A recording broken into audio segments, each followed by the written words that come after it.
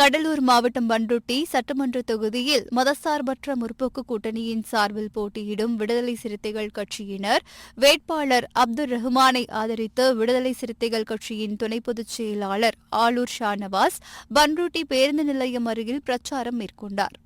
அப்போது பேசிய அவர் தற்போதைய அதிமுக அமித்ஷாவின் அதிமுகவாக செயல்படுவதாக தெரிவித்தார்.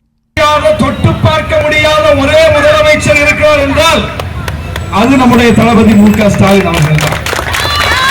அரவிந்த் கெஜ்ரிவாலை கைது செய்தார்கள், ஹேமந்த் சோரனை கைது செய்தார்கள், அரவிந்த் கெஜ்ரிவால் கட்சியினுடைய துணை முதலமைச்சராக இருந்தவரை கைது செய்தார்கள், தெலுங்கானா முதலமைச்சரின் மகளை கைது செய்தார்கள். யார் யாரை எல்லாமோ தொட்டு பார்த்தார்கள்.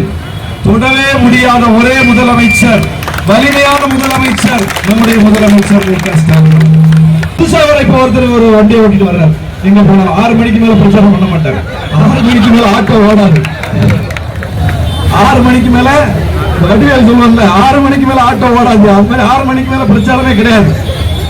4 மணிக்கே பிரச்சாரத்தை கேன்சல் பண்ணிட்டு போடுறாரு எல்லா இடமும். அந்த மாதிரி ஒருத்தர். இந்த களம் மக்களோடு மக்களாக உருண்டு புரண்டு மண்ணுல கிடந்து உருண்டு புரண்டாதாயா ஓட்டு போடுவா மக்கள். நீ கை காட்டிட்டு போனா ஓட்டு போட மாட்டான், பார்த்து ரசிப்பான், பார்த்து ரசிப்பான். இல்லை அண்ணா திமுக இன்றைக்கு யார் திமுக? அமித்ஷா திமுக.